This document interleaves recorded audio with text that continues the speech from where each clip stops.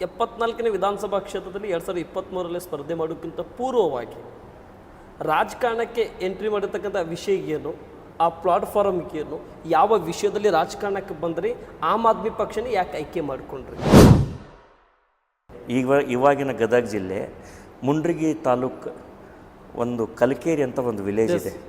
ಅಲ್ಲಿ ಒಬ್ಬ ಹೆಣ್ಮಗಳಿಗೆ ಅವಳು ಕಾಲೇಜಿಗೆ ಹೋಗ್ತಾ ಇರ್ತಕ್ಕಂಥ ಸಂದರ್ಭದಲ್ಲಿ ಆ ಊರಿನ ಮುಖಂಡನಿಗೆ ಮುಖಂಡ ಅವನು ಚುಡಾಯಿಸ್ತಾ ಇದ್ದ. ಮುಖಂಡನ ಮಗ ಅವನು ಮುಂದೆ ಮಂತ್ರಿ ಸಹ ಆದರು. ಆಮೇಲೆ ಅವರು ದೊಡ್ಡ ಅಧಿಕಾರದಲ್ಲಿ ಬಂದರು ಅವ್ರ ಮಗ. ಇವನ ಗುಂಪು ಆ ಹುಡುಗಿಗೆ ಚುಡಾಯಿಸ್ತಾ ಇದ್ದಂಥ ಸಂದರ್ಭದಲ್ಲಿ ಅವಳದನ್ನು ಪ್ರತಿಭಟನೆ ಮಾಡಿದ್ಲು.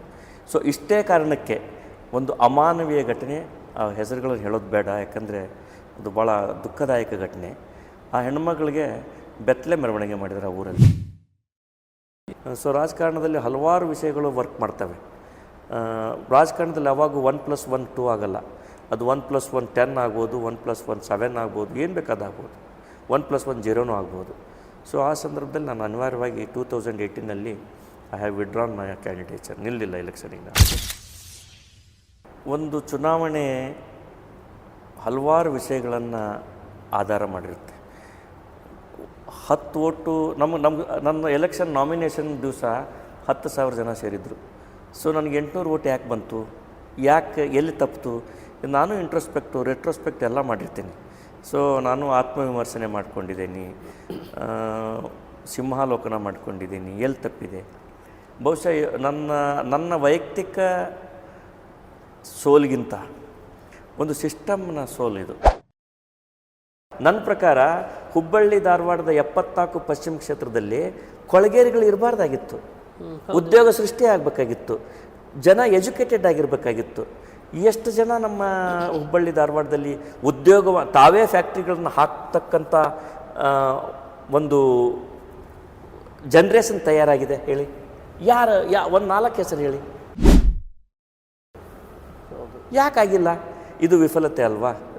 ಸೊ ಇಂಥ ಎಲ್ಲ ವಿಫಲತೆಗಳನ್ನು ಜನರ ಮುಂದೆ ನಾವು ಇನ್ನು ಹೇಳಬೇಕಾಗ್ತೈತಿ. ಹಾಯ್, ಹಲೋ, ನಮಸ್ತೆ ವೀಕ್ಷಕರೇ.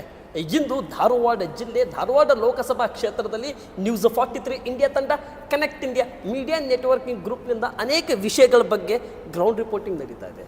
ಇಂದು ಧಾರವಾಡ ಜಿಲ್ಲೆಯ 74ನೇ ಪಶ್ಚಿಮ ವಿಧಾನಸಭಾ ಕ್ಷೇತ್ರದಲ್ಲಿ ನ್ಯೂಸ್ 43 ಇಂಡಿಯಾ ತಂಡ ಕನೆಕ್ಟ್ ಇಂಡಿಯಾ ಮೀಡಿಯಾ ನೆಟ್ವರ್ಕಿಂಗ್ ಗ್ರೂಪ್ನಿಂದ ಭೇಟಿ ಮಾಡಲಾಗಿದೆ. ಇಂದು ನಮ್ಮ ಜೊತೆ 74ನೇ ವಿಧಾನಸಭಾ ಕ್ಷೇತ್ರದಲ್ಲಿ ಆ ಕ್ಷೇತ್ರದಲ್ಲಿ ಚುನಾವಣೆಗೆ ಸ್ಪರ್ಧೆ ಮಾಡಿರ್ತಕ್ಕಂಥವರು. ಆದರೆ ಜನರ ವಿಶ್ವಾಸ, ಜನರ ಮಾತು, ಜನರ ಆಲೋಚನೆ, ನಿಮ್ಮಂಥವ್ರು ರಾಜಕಾರಣಕ್ಕೆ ಬರಬೇಕು, ನೀವು ಈ ಕ್ಷೇತ್ರಕ್ಕೆ ಸ್ಪರ್ಧೆ ಮಾಡಬೇಕು, ನೀವು ಈ ಕ್ಷೇತ್ರಕ್ಕೆ ಬಂದರೆ ಒಂದು ಬದಲಾವಣೆ ಕಹಳೆಗೆ ಹೋಗಬಹುದು, ನೀವು ಬಂದರೆ ಇಲ್ಲಿನ ಬಡಬಗ್ಗರಿಗೆ ಆಶಾಕಿರಣವಾಗಬಹುದು, ನೀವು ಬಂದರೆ ಅನೇಕ ವಿಷಯಗಳಲ್ಲಿ ಜನರಿಗೆ ಮಾತಿನಂತೆ ಮಾತಿನ ಕೆಲಸ, ನುಡಿಯಂತೆ ನುಡಿಯ ಕೆಲಸ ಮತ್ತು ಕ್ಷೇತ್ರದ ಜನತೆಯ ಹಾದಿ ಹೋಗು ವಿಚಾರಗಳನ್ನು ಕೂಡ ಪರಿಗಣಿಸ್ಬೋದು ಅನ್ನೋಂಥ ವಿಚಾರಗಳನ್ನು ಬಂದಂಥ ಸಂದರ್ಭದಲ್ಲಿ ನಾನು ಏನು ಮಾಡಬಲ್ಲೆ, ನಾನು ನೋಡ್ಬೋದು, ಏನು ಮಾಡಬೇಕಾ ಅನ್ನೋಂಥ ಡಿಸ್ಕಷನ್ದಲ್ಲಿ ನಡೆದ ಸಂದರ್ಭದಲ್ಲಿ ದೆಹಲಿ ಮತ್ತು ಪಂಜಾಬ್ನಲ್ಲಿ ಅಧಿಕಾರ ನಡೆಸ್ತಾ ಇರುವಂಥ ಆಮ್ ಆದ್ಮಿ ಪಕ್ಷದಿಂದ 74ನೇ ವಿಧಾನಸಭಾ ಕ್ಷೇತ್ರ ಹುಬ್ಬಳ್ಳಿ ಧಾರವಾಡ ಪಶ್ಚಿಮ ಕ್ಷೇತ್ರದಿಂದ ಸ್ಪರ್ಧೆ ಮಾಡಿರ್ತಕ್ಕಂಥ ಅರವಿಂದ್ ಅವರು. ಮತ್ತು ಅರವಿಂದ್ ಅಂದ ತಕ್ಷಣ ಅರವಿಂದ್ ಬೆಲ್ಲದವ್ರ ಕಡೆ ಓಡಿ ಹೋಗಿ ನೋಡೋಕ್ಕೆ ಹೋಗಬೇಡ್ರಿ. ಆ ಬೆಲ್ಲದ ಬೇರೆ, ಆ ಬೆಲ್ಲದವರಿಗೆ ಚಂದ್ರಕಾಂತ್ ಬೆಲ್ಲದವರ ಮಾರ್ಗದರ್ಶನ ಸಿಕ್ಕಿರ್ತಕ್ಕಂಥ ಕ್ಷೇತ್ರ ಸಿಕ್ಕಿರ್ತಕ್ಕಂಥದ್ದು. ಈ ಬೆಲ್ಲದವರಿಗೆ ಜನರ ಆಶೀರ್ವಾದ, ಜನರ ಒಡನಾಟ, ಜನರ ವೇದಿಕೆ, ಜನರ ವಿಚಾರ ಮತ್ತು ಆಲೋಚನೆ. 1 ಓಟು ತೊಗೊಂಡ್ರೆ ಹೋಟೆ, 1000 ಓಟು ತೊಗೊಂಡ್ರೆ ಹೋಟೆ, 1,00,000 ಓಟು ತೊಗೊಂಡ್ರೆ ಹೋಟೆ. ಅದು ಜನ ಅಷ್ಟು ಸುಲಭವಾಗಿ ಯಾರಿಗೂ ಕೂಡ ನಂಬೋದಿಲ್ಲ. ಆದರೆ ಅರವಿಂದ್ ಅವ್ರಿಗೆ ಯಾಕೆ ನಂಬಿದರು? ಅರವಿಂದ್ ಅವರು ಜನ ಗಳಿಸಿದಾರ, ಪ್ರೀತಿ ಗಳಿಸಿದಾರ ಅಥವಾ ವಿಶ್ವಾಸ ಗಳಿಸಿದಾರ ಅನ್ನುವಂಥ ವಿಚಾರಗಳಲ್ಲಿ ಪರಿಗಣಿಸೋಕ್ಕೆ ಮತ್ತು ಗ್ರೌಂಡ್ ರಿಪೋರ್ಟ್ನಲ್ಲಿ ಹೋಗಿರ್ತಕ್ಕಂಥ ಸಂದರ್ಭದಲ್ಲಿ 74ನೇ ವಿಧಾನಸಭಾ ಕ್ಷೇತ್ರದ ಅರವಿಂದ್ ಅವ್ರಿಗೆ ಬಗ್ಗೆ ಬಂದಿರತಕ್ಕಂಥ ವಿಚಾರಗಳನ್ನು, ವೇದಿಕೆಗಳನ್ನು, ಏನೆಲ್ಲ ವಿಷಯಗಳನ್ನು ಡಿಸ್ಕಷನ್ ಮಾಡಲಿಕ್ಕೆ ಮತ್ತು ಅಲ್ಲಿ ಗ್ರೌಂಡ್ ರಿಪೋರ್ಟ್ನಲ್ಲಿ ಹುಡುಕಲಿಕ್ಕೆ ಹೋಗಿರ್ತಕ್ಕಂಥ ಸಂದರ್ಭದಲ್ಲಿ ಅನೇಕ ವಿಷಯಗಳನ್ನು ಬಂತು. ಇಂದು ನಮ್ಮ ಜೊತೆ 74ನೇ ವಿಧಾನಸಭಾ ಕ್ಷೇತ್ರದ ಆಮ್ ಆದ್ಮಿ ಪಕ್ಷದ ಡಿಫಿಡೇಟ್ ಅಭ್ಯರ್ಥಿವಾಗಿರ್ತಕ್ಕಂಥ ಅರವಿಂದ್ ಅವರಿದ್ದಾರೆ. ಬನ್ನಿ ವೀಕ್ಷಕರೇ, ಅವ್ರ ಜೊತೆ ಮಾತನಾಡೋಣ, ಸಂದರ್ಶನ ಪ್ರಾರಂಭ ಮಾಡೋಣ. ನಮಸ್ಕಾರ ಸರ್. ನಮಸ್ಕಾರ. ಚೆನ್ನಾಗಿದ್ದೀರಾ? ತಾವು ಚೆನ್ನಾಗಿದ್ದೀರಿ ಅಂದ್ಕೊಂಡಿದ್ದೀನಿ. ನಾನಂತೂ ಚೆನ್ನಾಗಿರ್ತೀನಿ. ತುಂಬ ಧನ್ಯವಾದಗಳು ಸರ್. ಒಂದು ವಿಷಯ, ಒಂದು ಪ್ರಶ್ನೆ ಕೇಳಕ್ಕೆ ಇಷ್ಟಪಡ್ತೇನೆ. ಇಷ್ಟು ಪರ್ಸ್ನಾಲಿಟಿ ಈ ರೀತಿ ಇರಲಿಕ್ಕೆ ಮತ್ತು ಯಾವತ್ತು 24 ತಾಸು ಕೂಡ ಸ್ಮೈಲ್ ಇರಲಿಕ್ಕೆ ಹಿಂದಲಿಗೆ ಏನು ಸರ್? ಮುಖ್ಯವಾಗಿ ಮನುಷ್ಯನಿಗೆ ತಾನು ಆರೋಗ್ಯವಂತನಾಗಿರಬೇಕು ಅನ್ನೋ ಕಲ್ಪನೆ ಇರಬೇಕು. ಆರೋಗ್ಯ ಹೆಲ್ತ್ ಬಗ್ಗೆ ಬರೀ ದೈಹಿಕ ಆರೋಗ್ಯ ಅಷ್ಟೇ ಅಲ್ಲ, ಮಾನಸಿಕ ಆರೋಗ್ಯ, ಆತನ ವಿಚಾರದ ಆರೋಗ್ಯ ಭಾಳ ಮುಖ್ಯ. ಯಾವಾಗಲೂ ಬಡವರ ಬಗ್ಗೆ, ನೊಂದವ್ರ ಬಗ್ಗೆ ಕನಿಕರ ಹೊಂದಿರಬೇಕು ಒಬ್ಬ ವ್ಯಕ್ತಿ. ನಾನು ನನ್ನ ಕೈಯಿಂದ ಏನಾದರೂ ಒಂದು ಕೆಲಸ ನನ್ನ ಸಹಾಯದಿಂದ ಆಗುತ್ತೆ ಅಂದ ತಕ್ಷಣ ನಾನು ದೇವರಾಗಲ್ಲ. ಯಾಕೆ ಜನ ನಮ್ಮ ಹತ್ರ ಬರ್ತಾರೆ? ಎರಡು ಕಾರಣಕ್ಕೆ ಬರ್ತಾರೆ. ಒಂದು, ಈ ಸಿಸ್ಟಮ್ ಇದೆಯಲ್ಲ, ಈ ವ್ಯವಸ್ಥೆಯಲ್ಲಿ ಕೆಲಸ ಆಗದೇ ಇರತಕ್ಕಂಥ ಸಂದರ್ಭದಲ್ಲಿ ಆ ಒಂದು ರಿಲೀಫ್ ಪಡ್ಕೊಳ್ಳಿಕ್ಕೆ ಜನ ಏನಾದರೂ ಒಂದು ದಾರಿ ಹುಡುಕ್ತಾರೆ. ಸೊ ಆ ಸಂದರ್ಭದಲ್ಲಿ ಅವರಿಗೆ ಅನ್ಯಾಯದ ವಿರುದ್ಧ ಗಟ್ಟಿಯಾಗಿ ನಿಲ್ತಕ್ಕಂಥ ಒಬ್ಬ ವ್ಯಕ್ತಿ ಇದ್ದಾನೆ ಅನ್ನೋದು ಬಹುಶಃ ಹುಬ್ಬಳ್ಳಿ, ಧಾರವಾಡ, ಕಲಘಟಗಿ ಬಹಳಷ್ಟು ಕ್ಷೇತ್ರಗಳಲ್ಲಿ ಜನರಿಗೆ ಅದೊಂದು ಮನವರಿಕೆಯಾಗಿದೆ. ಯಾವುದೇ ದೌರ್ಜನ್ಯದ ವಿರುದ್ಧ, ಸರ್ಕಾರದ ಯಾವುದೇ ಅವ್ಯವಸ್ಥೆಯ ವಿರುದ್ಧ, ಜನಕ್ಕೆ ಸಿಗಬೇಕಾದ ಸೌಲಭ್ಯ ಸಿಗದೇ ಇರತಕ್ಕಂಥ ಸಂದರ್ಭದಲ್ಲಿ ನಾವು ಅರವಿಂದ್ ಅವ್ರನ್ನ ಅಪ್ರೋಚ್ ಮಾಡಿದರೆ ನಮಗೆ ನ್ಯಾಯ ಸಿಗುತ್ತೆ ಅನ್ನೋ ಭರವಸೆ ಜನರಲ್ಲಿ ಇರೋದರಿಂದ ಜನ ನನ್ನ ಹತ್ರ ಬರ್ತಾರೆ. ಸರಿ ಸರ್, 74ನೇ ವಿಧಾನಸಭಾ ಕ್ಷೇತ್ರದಲ್ಲಿ 2023ರಲ್ಲಿ ಸ್ಪರ್ಧೆ ಮಾಡೋಕ್ಕಿಂತ ಪೂರ್ವವಾಗಿ ರಾಜಕಾರಣಕ್ಕೆ ಎಂಟ್ರಿ ಮಾಡಿರ್ತಕ್ಕಂಥ ವಿಷಯ ಏನು, ಆ ಪ್ಲಾಟ್ಫಾರ್ಮ್ಗೆ ಏನು, ಯಾವ ವಿಷಯದಲ್ಲಿ ರಾಜಕಾರಣಕ್ಕೆ ಬಂದ್ರಿ, ಆಮ್ ಆದ್ಮಿ ಪಕ್ಷನೇ ಯಾಕೆ ಆಯ್ಕೆ ಮಾಡಿಕೊಂಡ್ರಿ? 1991ನೇ ಇಸ್ವಿನಲ್ಲಿ ನಾನು ಕೊನೆಯ ಎಂಜಿನಿಯರಿಂಗ್ ಓದ್ತಾ ಇರ್ತಕ್ಕಂಥ ಸಂದರ್ಭದಲ್ಲಿ ಮಧ್ಯದ ಒಂದು ವಿರಾಮದಲ್ಲಿ ನಾನು ಧಾರವಾಡಕ್ಕೆ ಬಂದಾಗ, ಆವಾಗಿನ ಧಾರವಾಡ ಜಿಲ್ಲೆ, ಧಾರವಾಡ, ಗದಗ, ಹಾವೇರಿ ಇದು ಒಂದೇ ಜಿಲ್ಲೆ ಆಗಿತ್ತು, ಅಖಂಡ ಜಿಲ್ಲೆ. ಆ ಸಂದರ್ಭ ಮತ್ತು ದಕ್ಷಿಣ ಇತ್ತು. ಹೌದು. ಆ ಸಂದರ್ಭದಲ್ಲಿ ಗದಗ ಜಿಲ್ಲೆ, ಇವಾಗಿನ ಗದಗ ಜಿಲ್ಲೆ, ಮುಂಡ್ರಿಗಿ ತಾಲೂಕು ಒಂದು ಕಲಕೇರಿ ಅಂತ ಒಂದು ವಿಲೇಜ್ ಇದೆ. ಅಲ್ಲಿ ಒಬ್ಬ ಹೆಣ್ಮಗಳಿಗೆ ಅವಳು ಕಾಲೇಜಿಗೆ ಹೋಗ್ತಾಗಿರ್ತಕ್ಕಂಥ ಸಂದರ್ಭದಲ್ಲಿ ಆ ಊರಿನ ಮುಖಂಡ ಅವಳನ್ನು ಚುಡಾಯಿಸ್ತಾ ಇದ್ದ. ಮುಖಂಡನ ಮಗ ಅವನು ಮುಂದೆ ಮಂತ್ರಿ ಸಹ ಆದರು. ಆಮೇಲೆ ಅವರು ದೊಡ್ಡ ಅಧಿಕಾರದಲ್ಲಿ ಬಂದರು ಅವ್ರ ಮಗ. ಇವನ ಗುಂಪು ಆ ಹುಡುಗಿಗೆ ಚುಡಾಯಿಸ್ತಾ ಇದ್ದಂಥ ಸಂದರ್ಭದಲ್ಲಿ ಅವಳದನ್ನು ಪ್ರತಿಭಟನೆ ಮಾಡಿದ್ಲು. ಸೊ ಇಷ್ಟೇ ಕಾರಣಕ್ಕೆ ಒಂದು ಅಮಾನವೀಯ ಘಟನೆ, ಆ ಹೆಸರುಗಳನ್ನು ಹೇಳೋದು ಬೇಡ, ಯಾಕಂದರೆ ಅದು ಭಾಳ ದುಃಖದಾಯಕ ಘಟನೆ. ಆ ಹೆಣ್ಮಗಳಿಗೆ ಬೆತ್ತಲೆ ಮೆರವಣಿಗೆ ಮಾಡಿದ್ರು ಆ ಊರಲ್ಲಿ.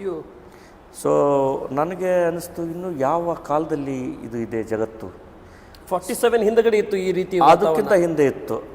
ಬ್ರಿಟಿಷರ ಕಾಲದಲ್ಲೂ ಬಹುಶಃ ಈ ಥರದ ಘಟನೆ ಆಗ್ತಾಯಿದ್ರು, ಬ್ರಿಟಿಷರು ಗುಂಡು ಹಾಕಿಬಿಡ್ತಾಯಿದ್ರು. ಸೊ ಇಂಥ ಒಂದು ಅಮಾನವೀಯ ಘಟನೆ ಆದ ಸಂದರ್ಭದಲ್ಲಿ ಸನ್ಮಾನ್ಯ ಬಂಗಾರಪ್ಪನವರು ಮುಖ್ಯಮಂತ್ರಿ ಆಗಿದ್ದರು. ಆವಾಗ ನಾನು ನನ್ನ ಜೊತೆಗೆ ನೆನೆಸಲೇಬೇಕು, ಜಯಶ್ರೀ ಶಾರದಾ ಕೋಲ್ಕಾರ್ ಅಂತೇಳಿ, ಈಗ ಅಮ್ಮ IAS ಆಫೀಸರ್. ಈಗ ಈ ಅಮ್ಮ, ನಾನು, ನನ್ನ ಜೊತೆಗೆ ಇನ್ನೊಂದು 3-4 ಜನ ಸಹಪಾಠಿಗಳು ಸೇರಿಕೊಂಡು ನಾವು ಇದನ್ನು ಮುಖ್ಯಮಂತ್ರಿಗಳಿಗೆ ಗೆರಾವ್ ಮಾಡಿದ್ವಿ ಬಂಗಾರಪ್ಪನವ್ರಿಗೆ. ಸೊ ಬಹುಶಃ ಆ ಘಟನೆಯಿಂದ ಭಾಳಷ್ಟು ಚೇಂಜ್ ಆಯಿತು ನನ್ನ ಮನಸ್ಸಲ್ಲಿ. ನಾನು ಹೇಳಿದೆ, ನಾನೊಬ್ಬನು IAS ಆಫೀಸರ್ ಆಗ್ಬೋದು, ಬಹುಶಃ ಆಗ್ತಿದ್ದೆ ನಾನು ಆವಾಗ. ಬಟ್ ಸಿಸ್ಟಮ್ನ ವಿರುದ್ಧ ಹೋರಾಟ ಮಾಡೋದಿದೆಯಲ್ಲ, ಇದಕ್ಕೆ ಒಂದು ಧ್ವನಿ ಕೊಡಬೇಕು ಅಂತೇಳಿ ನಾವೆಲ್ಲ ನಿರ್ಧಾರ ಮಾಡಿದ್ವಿ.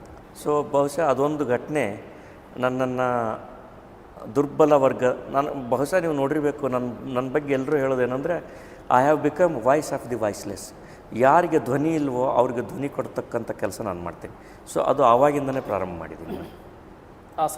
ಆ ಸಂದರ್ಭದಿಂದ ಅದು ಹಾಗೆ ಬೆಳ್ಕೊಂಡು ಬಂತು.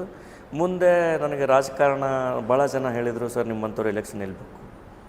ಸೊ ಆವಾಗ ಮಧ್ಯ ನನಗೆ ಕಲಘಟಗಿಯಿಂದ ಒಂದು ಸಾರಿ ನಾನು ಕಂಟೆಸ್ಟ್ ಮಾಡಬೇಕು ಅಂತ ತುಂಬ ಒತ್ತಾಯ ಇತ್ತು.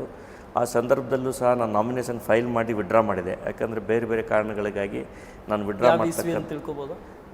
ಅದು 2014ನಲ್ಲಿ, 2013-14ರ ಅಸೆಂಬ್ಲಿ ಎಲೆಕ್ಷನ್ನಲ್ಲಿ. ಸೊ ಅವತ್ತು ನನಗಿನ್ನೂ ಜ್ಞಾಪಕ ಇದೆ, 8,000 ರೂಪಾಯಿ ನಾನು ಖರ್ಚು ಮಾಡಿದ್ದೆ ನಾಮಿನೇಷನ್ ಕೊಡೋ ದಿನ. ಸುಮಾರು 10,000 ಜನ ನನ್ನ ನಾಮಿನೇಷನ್ಗೆ ಸೇರಿದರು. ಅಷ್ಟು ಒಂದು ಇದು ಇತ್ತು. ಬಟ್ ಅಲ್ಲಿ ಸ್ಥಳೀಯ ರಾಜಕಾರಣದ ಹೊಂದಾಣಿಕೆ ಬಂತು. ಸ್ಥಳೀಯ ಮುಖಂಡರು ನನಗೆ ಕನ್ವಿನ್ಸ್ ಮಾಡಿದರು, ಈಗಿನ ಈಗೇನು MLA ಇದ್ದಾರೆ ಇವ್ರನ್ನ ಸಂತೋಷ್ ಲಾಡ್ ಅವ್ರನ್ನ ಸೋಲಿಸಲೇಬೇಕು ಅಂಥೇಳಿ ಒಂದು ಟೀಮ್ ಕೆಲಸ ಮಾಡ್ತಾವಾಗ. ಯಾಕಂದರೆ ಇವರು ಹೊರಗಿಂದ ಬಂದು ಇಲ್ಲೇನು ಭಾಳ ಇದನ್ನು ಒಂದು ಪ್ರತಿಭಟನೆ ನಡೆಯಿತು, ಹೊರಗಿನವರಿಗೆ ಒಳಗಿನವರಿಗೆ ಹೋಟು ಇವ್ರು ಮಾಡ್ತಾ ಇಲ್ಲ, ಮತ್ತು ಇವ್ರು ಸರಿಯಾಗಿ ಇಲ್ಲಿ ಸ್ಪಂದಿಸ್ತಾ ಇಲ್ಲ ಅನ್ನೋ ಒಂದು ಸಾಮಾನ್ಯ ಅಲಿಗೇಷನ್ ಇವ್ರ ಮೇಲೆ ಇದ್ದ ಕಾರಣ ನಾನು ಆವಾಗ ಆಗಿದ್ದರೆ ನಾವು 3 ಜನ ಕಾಂಟೆಸ್ಟ್ ಮಾಡಿದರೆ ಇದು ವೋಟ್ ಡಿವೈಡ್ ಆಗ್ತಾವೆ ಅಂಥೇಳಿ. ಸೊ ನಾನು ವಯಸ್ಸಿನಲ್ಲಿ ಚಿಕ್ಕವನಿದ್ದರಿಂದ ನಾನು ಕನ್ವಿನ್ಸ್ ಮಾಡಿದರು, ನಿಮಗೆ ಮುಂದೆ ಭಾಳಷ್ಟು ಅವಕಾಶಗಳಿದ್ದಾವೆ ಹಾಗೆ. ಸೊ ನಾನು ಸಹ ಆ ಸಂದರ್ಭದಲ್ಲಿ ಆಯಿತು ಅಂಥೇಳಿ ವಿಡ್ರಾ ಮಾಡಿದೆ. ಹೀಗಾಗಿ ನನಗೆ ಆವಾಗಿಂದನೂ ಅದು ಇಲೆಕ್ಷನ್ ಬಗ್ಗೆ ನನಗೊಂದು ಐಡಿಯಾ ಇದೆ. ಸೊ ಮುಂದೆ 2023 ಚುನಾವಣೆಯಲ್ಲಿ ನಾನು 2013ರಲ್ಲಿ ತಾವು ಹೋದ್ರಿ ಫೀಲ್ಡಿಗೆ, ವಿಡ್ರಾ ಮಾಡಿಕೊಂಡ್ರಿ. 2018ರಲ್ಲಿ ನಾನು ಇಲ್ಲ ಚುನಾವಣೆ ಇಲ್ಲ ಅವಾಗ ಒಂದು ಡ್ರಾಮಾ ಆಯಿತು. ಸನ್ಮಾನ್ಯ ದೇವೇಗೌಡರು ನನಗೆ ಜನತಾದಳ ಎಸ್ನ ಟಿಕೆಟ್ ಕೊಡ್ತೀನಿ ಅಂಥೇಳಿ ನನಗೆ ಬಸವರಾಜ ಹೊರಟ್ಟಿಯವರು ಮತ್ತು ದೇವೇಗೌಡರು ಆಶ್ವಾಸನೆ ಕೊಟ್ಟಿದ್ದರು, ಮಾತು ಕೊಟ್ಟಿದ್ದರು. ಆ ಥರ ನಾನು ಕಲಘಟಗಿನಲ್ಲಿ ಬಂದು ಕೆಲಸ ಪ್ರಾರಂಭ ಮಾಡಿದೆ. ಮುಂದೆ ಅನ್ಫಾರ್ಚುನೇಟ್ಲಿ ಕಲಘಟಗಿಯ ಟಿಕೆಟ್ ಅಲ್ಲಿ ಭಾಳ ಗೊಂದಲಮಯದಂಥ ವಾತಾವರಣ ನಡೀತು. ಅಲ್ಲಿ ಹಿಂದಿನ MLA ನಿಂಬಣ್ಣ ಅವ್ರಿಗೆ BJP ಅವ್ರ ಟಿಕೆಟ್ ನಿರಾಕರಣೆ ಮಾಡಿದ ತಕ್ಷಣ ದೇವೇಗೌಡರು ಸೋಮೋಟೋ ನಾವು ನಿಂಬಣ್ಣ ಅವ್ರಿಗೆ ಟಿಕೆಟ್ ಕೊಡ್ತೀವಿ ಅಂತ ಅನೌನ್ಸ್ ಮಾಡಿಬಿಟ್ರು. ಬಹುಶಃ ಇಷ್ಟೇ ಆಗಿದ್ದರೆ ನಾನು ಕಾಂಟೆಸ್ಟ್ ಮಾಡ್ತಿದ್ದೆ. ಬಟ್ ನಿಂಬಣ್ಣವರು ಪ್ರೆಸ್ ಮೀಟ್ ಮಾಡಿ ಏನು ಹೇಳಿದರು ಅಂದರೆ, ಪ್ರೆಸ್ನವ್ರಿಗೆ ಆ ಪಾರ್ಟಿಯಿಂದ ಯಾರು ಇಲೆಕ್ಷನ್ ಎತ್ಕೊಳ್ತಾರೆ ರೀ ಅಂದ್ಬಿಟ್ರು. ಸೊ ಆವಾಗ ಇಡೀ ದೇವೇಗೌಡರ ಒಂದು ವ್ಯಕ್ತಿತ್ವಕ್ಕೇ ಕುಂದು ಬರೋ ಥರ ಮಾತಾಡಿದರು ಆಗಿಬಿಡ್ತು. ಮತ್ತು ಜನತಾದಳದ ರಿಲೆವೆನ್ಸ್ ಬಗ್ಗೆನೇ ಕ್ವಶನ್ ಬರೋ ಥರ ಮಾತಾಡ್ಬಿಟ್ರಲ್ಲ. ಅಂಥವ್ರ ಮನೆಗೆ ಹೋಗಿ ದೇವೇಗೌಡರು ಟಿಕೆಟ್ ಕೊಟ್ಟು ನೀವು ನಿಲ್ಲಿ ಅಂತ ಹೇಳಿದರು. ಸೊ ಅದು ಇರ್ರೆಲೆವೆಂಟ್ ಆಗಿಬಿಡ್ತು. ಪಕ್ಷ ಹೀಗೆ ಜನತಾದಳ ಎಸ್ಸು ಧಾರವಾಡ ಡಿಸ್ಟ್ರಿಕ್ನಲ್ಲಿ ಇರ್ರೆಲೆವೆಂಟ್ ಆಗೋಯ್ತು. ಸೊ ಅಂಥ ವಿಪರೀತ ಪರಿಸ್ಥಿತಿನಲ್ಲಿ ನಾನು ಅದನ್ನು ಸಮರ್ಥನೆ ಮಾಡ್ಕೊಳ್ಳುವಂಥ ಪರಿಸ್ಥಿತಿಯಲ್ಲಿ ಇರಲಿಲ್ಲ.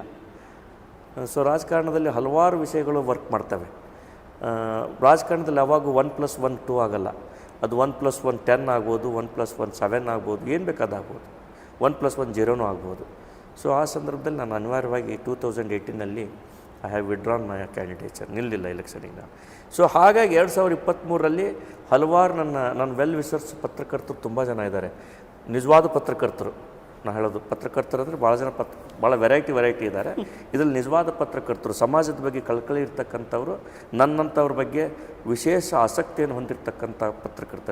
ಅದರಲ್ಲಿ ಲಿಂಗರಾಜ್ ಪಾಟೀಲ್ ಅಂತ ಹೇಳಿ ಒಬ್ಬರು ನಿಮ್ಮ ಕಲಘಟಗಿ ತಾಲೂಕಿನವರೇ, ಅವರು ಹಲವಾರು ಪೇಪರ್ಗಳಿಗೆ ಸ್ಟಿಂಜರಾಗಿ ಕೆಲಸ ಮಾಡ್ತಾರೆ. ಅವರು ನಿಮ್ಮ ಕಲಘಟಗಿನಲ್ಲಿ ನಾಯಕ್ ಅವರು ಕೆಲಸ ಮಾಡ್ತಾಯಿದ್ರು. ರವಿ ಬಡಿಗೇರಿ, ಆಮೇಲೆ ಇಲ್ಲಿ ಧಾರವಾಡದಲ್ಲಿ ಹಲವಾರು ಪತ್ರಕರ್ತರು ನನಗೆ ಇವರೆಲ್ಲ ನನಗೆ 23ರಲ್ಲಿ ನೀವು ನಿಲ್ಲೇಬೇಕು, ಇಲ್ಲದೆ ಹೋದರೆ ನೀವು ಎಲೆಕ್ಷನ್ ನಿಲ್ಲೋದಿಲ್ಲ ಅನ್ನೋದನ್ನು ಡಿಸೈಡ್ ಮಾಡ್ಕೊಂಬಿಡಿ ಅಂತ ಒಂದು ಬಂದ ಸಂದರ್ಭದಲ್ಲಿ ನಾನು ಒಂದು 8-9 ತಿಂಗಳ ನಾವು ಆಮ್ ಆದ್ಮಿ ಪಕ್ಷದ ಬಗ್ಗೆ ಯೋಚನೆ ಮಾಡಿ, ನನ್ನ ಜೊತೆಗೆ ಆಮ್ ಆದ್ಮಿ ಪಕ್ಷಕ್ಕೆ ನಿಮ್ಗೆ ಗೊತ್ತಿಲ್ಲ ಹಲವಾರು IAS ಆಫೀಸರ್ಸು, ಸರ್ಕಾರಿ ಹುದ್ದೆಯಲ್ಲಿರ್ತಕ್ಕಂಥ IPS ಆಫೀಸರ್ಸ್ ರಾಜೀನಾಮೆ ಕೊಟ್ಟು ಪಕ್ಷಕ್ಕೆ ಸೇರಿದರು.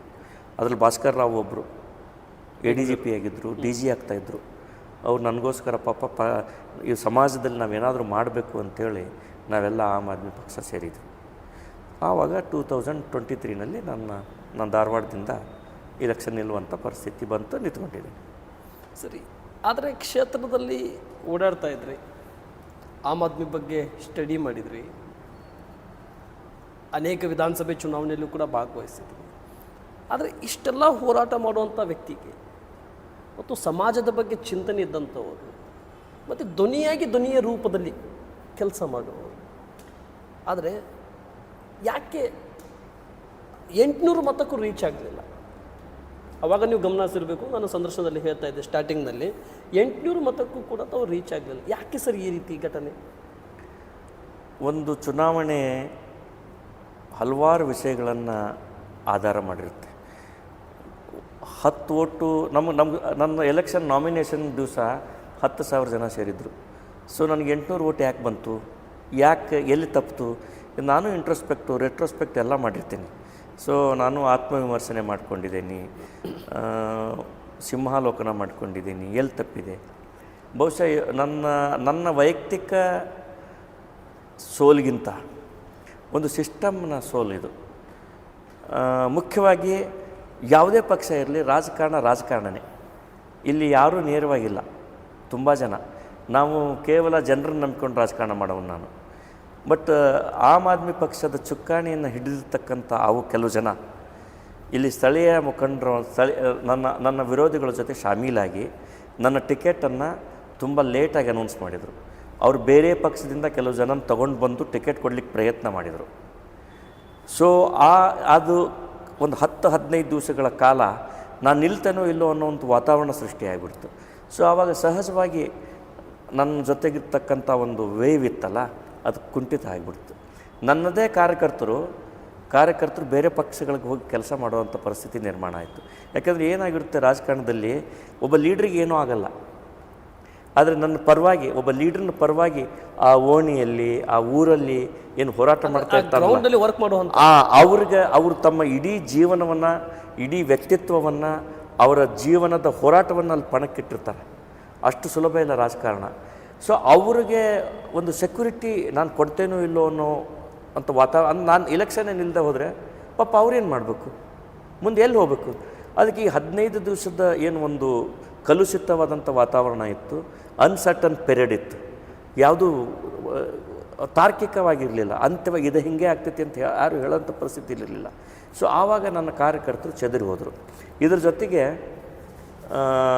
ನನ್ನ ಸಹೋದರ ಫಿಲೋಮಿನಾ ಇದ್ದಾರೆ. ಈ ಎಲೆಕ್ಷನ್ ಟೈಮಲ್ಲಿ ನಾನು ನನ್ನ ಆರೋಗ್ಯದಲ್ಲಿ ಏರುಪೇರಾಗಿ ಜೀವನ್ಮರಣದ ಹೋರಾಟದಲ್ಲಿ ಕರ್ನಾಟಕ ಮೆಡಿಕಲ್ ಕಾಲೇಜ್ KMCನಲ್ಲಿ ಅಡ್ಮಿಟ್ ಆಗಿದ್ದೆ.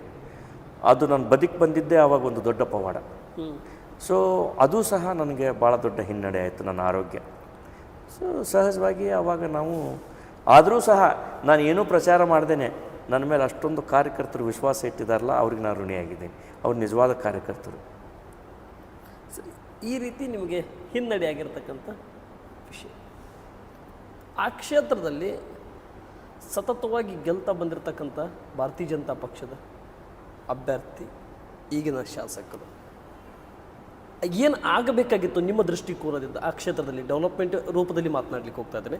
ಏನು ಆಗಬೇಕಾಗಿತ್ತು, ಏನು ಆಗಿದೆ, ಏನು ಆಗಲಿಕ್ಕೆ ಹೊರಡ್ತಾ ಇತ್ತು? 74ನೇ ಪಶ್ಚಿಮ ವಿಧಾನಸಭಾ ಕ್ಷೇತ್ರ ಏನು ಆಗಿಬಿಟ್ಟಿದೆ? ಸುಮಾರು 40 ವರ್ಷಗಳಿಂದ ಚಂದ್ರಕಾಂತ್ ಬೆಲ್ಲದ್ ಮತ್ತು ಅವ್ರ ಮಗ ಅರವಿಂದ್ ಬೆಲ್ಲದ್ MLA ಆಗಿದ್ದಾರೆ ಆ ಕ್ಷೇತ್ರದಲ್ಲಿ.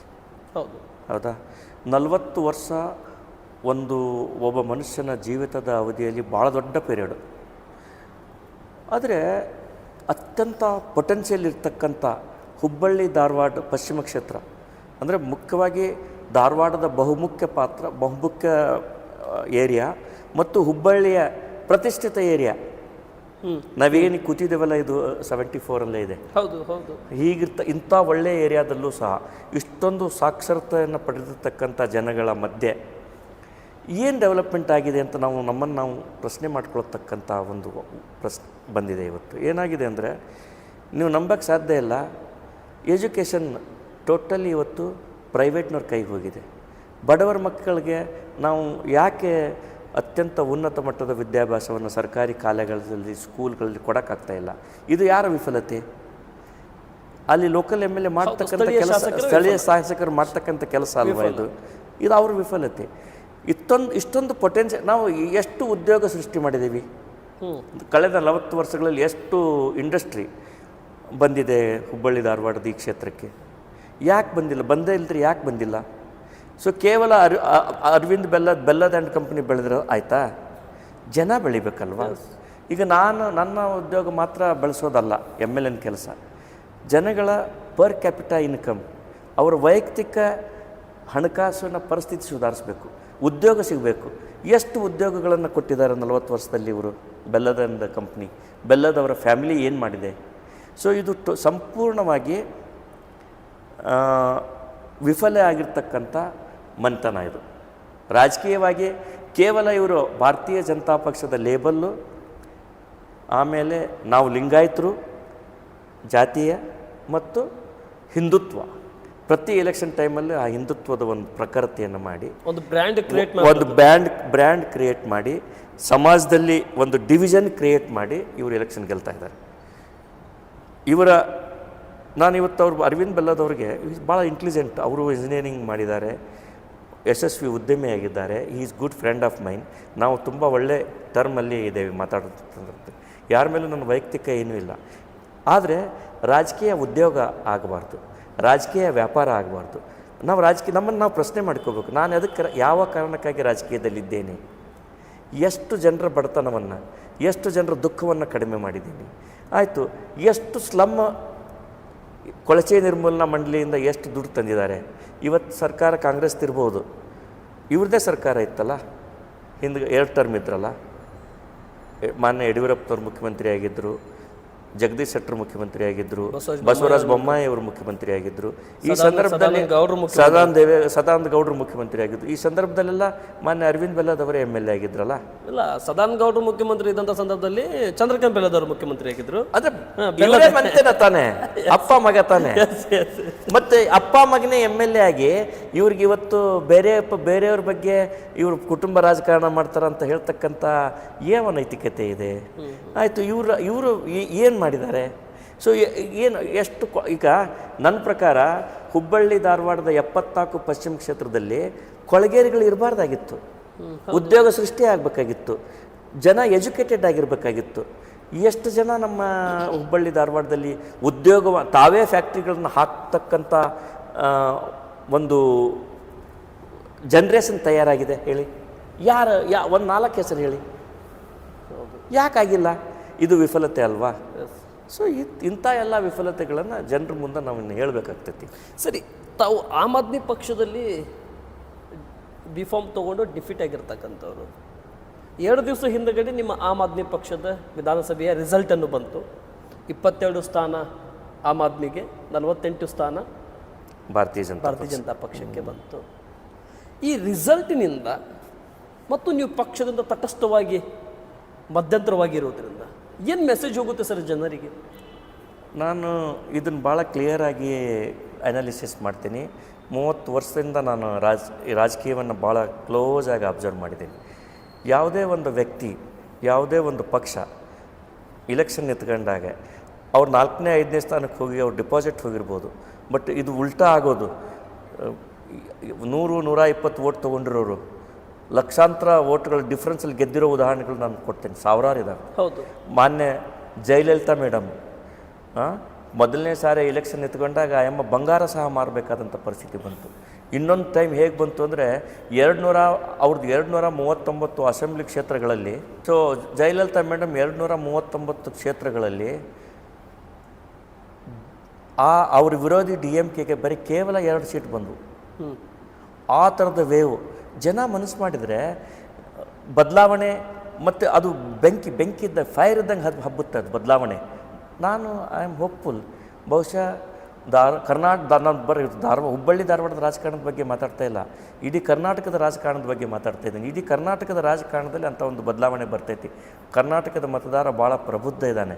ಒಂದು ಸೂಡೋ ಕಾನ್ಸೆಪ್ಟ್ ಇದೆ, ಏನಂದರೆ ಒಂದು ತಪ್ಪು ಕಲ್ಪನೆ ನಮ್ಮ ಜನಕ್ಕಿದೆ. ಏನಂದರೆ ಇವೆರಡು ಪಕ್ಷ ಬಿಟ್ಟು ಇನ್ನೊಂದು ಪಕ್ಷ ಮಾಡೋಕ್ಕಾಗಲ್ಲ, ಇನ್ನೊಬ್ರಿಗೆ ಗೆಲ್ಲಕ್ಕಾಗಲ್ಲ. ಜನ ಮನಸ್ಸು ಮಾಡಿದ್ರೆ ಭಾಳ ಜನ ಹೇಳ್ತಾರೆ, ಎಲ್ಲಿ ಕಾಣ್ತಾರೆ ಲೀಡರ್ಸೇ ಕಾಣ್ತಾ ಇಲ್ಲ. ಜನ ಹುಡುಕ್ಕೊಳ್ತಾರೆ ಲೀಡ್ರ್ ತಾನೇ ಆಗಲ್ಲ. ಅರವಿಂದ್ ಬೆಲ್ಲದವರು ಚಂದ್ರಕಾಂತ್ ಬೆಲ್ಲದವರ ಮಗ ಆಗಿದ್ದಕ್ಕೆ MLA ಆಗಿದ್ದಾರೆ. ಆದರೆ ಅವ್ರಿಗೆ ಸರಿ ಸಮಾನಾಗಿ ನಿಂತಿರ್ತಕ್ಕಂಥ ನಾನು ಈ ಅರವಿಂದ್ ಅವರು ಜನರಿಂದ ಬಂದಿರತಕ್ಕಂಥದ್ದು. ಎಸ್, ಜನ ನಿಮ್ಮ ಹಿಂದೆ ಇದ್ದರೆ, ಮತ್ತು ನಿಮ್ಮ ನಂಬಿಕೆ ಮತ್ತು ನಿಮ್ಮ ಕಾರ್ಯ ಪ್ರಾಮಾಣಿಕವಾಗಿದ್ದರೆ, ನಿಮ್ಮ ಮನಸ್ಸಲ್ಲಿ ಪ್ರಾಮಾಣಿಕತೆ ಇದ್ದರೆ, ನೀವು ಯಾರನ್ನ ಬೇಕಾದವ್ರನ್ನೂ ಚಾಲೆಂಜ್ ಮಾಡ್ಬೋದು. ಕಾನೂನನ್ನು ಬಿಟ್ಟು ನನ್ನ ಇಡೀ ಹೋರಾಟ ಕಾನೂನಿನ ಆಡಳಿತ ಇರಬೇಕು. There should be rule of law. ಏನು ನಡೀತಾ ಇದೆ ಇವತ್ತು? MLA CPIಗಳನ್ನ ತಮ್ಮ ಮನೆ ಕರೆಸ್ಕೊಳ್ತಾರೆ. ನಾನು ಅರವಿಂದ್ ಬೆಲ್ಲದವ್ರ ಬಗ್ಗೆ ಹೇಳ್ತಾ ಇಲ್ಲ, ವೆರಿ ಫೇರ್. ಬೆಲ್ಲದ್ ಸಾಹೇಬರು ಭಾಳ ಫೇರ್ ಇದ್ದಾರೆ, ನನಗೆ ಅವ್ರ ಬಗ್ಗೆ ಕೆಲವು ಗೌರವನೂ ಇದೆ. ಆದರೆ as A MLA he is failure. As A person I like him, person good, very good person, but as A MLA he is A failed MLA. So ಈ ಥರದ ಒಂದು ವಾತಾವರಣ ಇದೆಯಲ್ಲ, ರೂಲಿಂಗ್ ಪಾರ್ಟಿ MLA ಎಲ್ಲ ಆಡಳಿತ ತನ್ನ ಮನೆಯಿಂದ ನಡೀಬೇಕು, ಭಾಳಷ್ಟು ಈ ಥರದ್ದು ನಿಲ್ಲಬೇಕು. ಯಾರೂ ಒಂದು ಸಾರಿ ನಾವು MLA ಯಾರೇ ಆಗಲಿ, MLA ಆದಮೇಲೆ ಎಲ್ಲರೂ ಸಮಾನರು. ಮತ್ತು ಅಲ್ಟಿಮೇಟ್ಲಿ ಕಾನೂನು ವಿಜೃಂಭಿಸಬೇಕು. ನನ್ನ ವೈಯಕ್ತಿಕ ಇಷ್ಟ ಅಲ್ಲ, ಲೀಡರ್ನ ವೈಯಕ್ತಿಕ ಇಚ್ಛೆ ಅನಿಚ್ಛೆ ಅದು ಬರಬಾರ್ದು. ಕಾನೂನು ಬರಬೇಕು ಅಷ್ಟು. ನಮ್ಮ ಎಲ್ಲ ಪ್ರಯತ್ನ ರಾಜಕಾರಣದಲ್ಲಿರ್ತಕ್ಕಂಥವ್ರು ನಮ್ಮ ಎಲ್ಲ ಪ್ರಯತ್ನ ಜನನಾಯಕರೇನಿದ್ದೇವೆ, ನಾನು I am very proud to say that I am a man made by people. ಜನ ನನ್ನನ್ನು ನಾಯಕ ಮಾಡಿದ್ದಾರೆ. ನಾ ಸೆಲ್ಫ್ ಪ್ರೊಕ್ಲೇಮ್ಡ್ ಲೀಡರ್ ಅಲ್ಲ, ನನ್ನ ಹಿಂದೆ ಏನೂ ಇಲ್ಲ, ಜನ ಬಿಟ್ಟು ಏನೂ ಇಲ್ಲ ನನ್ನ ಹಿಂದೆ. ಸೊ ಜನರು ಯಾರನ್ನ ನಾಯಕ ಅಂತ ಒಪ್ಕೊಳ್ತಾರೋ ಅವ್ರದ್ದು ರಾಜ್ಯ ಬರ್ತೈತಿ. ಸರಿ, ನನ್ನ ಒಂದು ಪ್ರಶ್ನೆಗೆ ನೀವು ಆನ್ಸರ್ ಕೊಟ್ಟಿಲ್ಲ. ಆಮ್ ಆದ್ಮಿ ಪಕ್ಷದಲ್ಲಿ ತಾವು ನ್ಯೂಟ್ರಲ್ ಆಗಿದ್ದೀರಿ, ತಟಸ್ಥವಾಗಿದ್ದೀರಿ. ಆದರೆ ಇದರ ಮುಂದಿನ ಭವಿಷ್ಯ ಏನಾಗಬಹುದು? ಅರವಿಂದ್ ಎಂ ಅವರು ಯಾವ ಕಡೆ ಕಾಣಬಹುದು?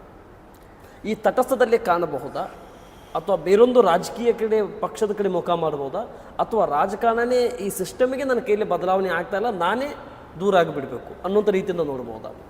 ಬಹುಶಃ ಒಂದು ಲಾಸ್ಟ್ ಒಂದು 5-6 ತಿಂಗಳ ಹಿಂದ್ಗಡೆ ನಾನು ಮಾಡಿರ್ತಕ್ಕಂಥ ತಪ್ಪದ ಏನಂದರೆ ಇದರಿಂದ ಸಾರ್ವಜನಿಕ ಜೀವನದಿಂದ ವಿಡ್ರಾ ಮಾಡಿಬಿಡೋಣ ಅಂತ ಡಿಸೈಡ್ ಮಾಡಿದ್ದೆ ನಾನು. ಬಟ್ ನನಗೆ ಅನಿಸುತ್ತದೆ ನಾನು ಈ ಹೋರಾಟವನ್ನು ಕೈ ಬಿಡಬಾರ್ದು. ನನ್ನ ಕೊನೆ ಒಂದು ಸೆಕೆಂಡ್, ನೀವೇನು 5-6 ತಿಂಗಳದಿಂದ ಹಿಂದ್ಗಡೆ ತಾವೇನು ಡಿಸೈಡ್ ಮಾಡಿಕೊಂಡಿದ್ರಿ ಈ ವಿಷಯದಿಂದ ನಂಗೆ ಸಾಕಪ್ಪ ಅಂತ ತಾವು ಹಿಂದ್ಗಡೆ ಬಂದ್ರಿ. ಆದರೆ ನಿಮ್ಮನ್ನು ನಂಬಿ ಎಷ್ಟೋ ಜನ IAS ಅಧಿಕಾರಿಗಳು, IPS ಅಧಿಕಾರಿಗಳು, ಟೀಚರ್ಸ್ಗಳು, ಸ್ಕೂಲ್ ಒಂದು ಏನು ರಾಜೀನಾಮೆ ನೀಡಿದ್ರಲ್ಲ, ಅವರು ನಿಮ್ಮನ್ನು ಯಾವ ರೀತಿ ನೋಡ್ಬೋದು ಈ ವಿಷಯದಲ್ಲಿ? ಈಗ ನಾನು ಅದ್ರ ಬಗ್ಗೆ ಭಾಳ ಕ್ಲಿಯರ್ ಇದ್ದೀನಿ.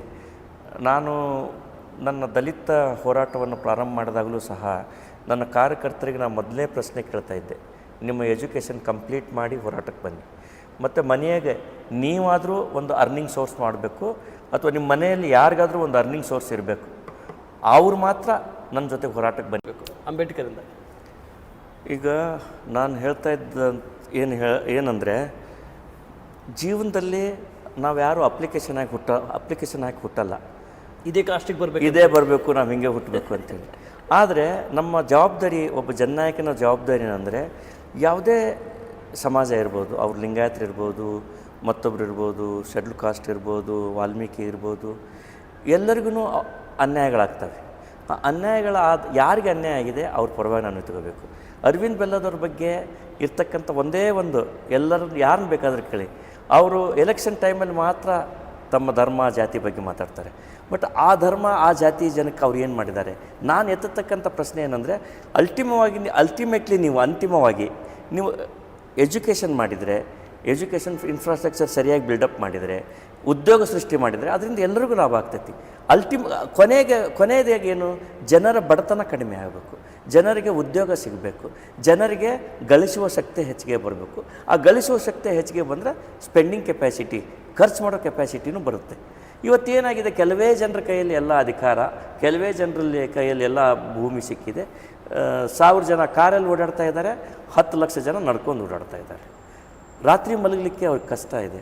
ಈ ವಾತಾವರಣ ಬದಲಿ ಆಗಬೇಕಂದ್ರೆ ಎಂಟೈರ್ ಸಿಸ್ಟಮ್, ಮತ್ತು ಭಾಳ ದೊಡ್ಡ ಬದಲಾವಣೆ ಏನು ಬೇಕಾಗಿಲ್ಲ. ನಾನು ಹೇಳ್ದಂಗೆ ಮೊದಲಿಂದ ಹೇಳ್ತಾ ಇರೋದು ಏನಂದರೆ, ಕಾನೂನಿನ ಆಡಳಿತ ಬರಬೇಕು.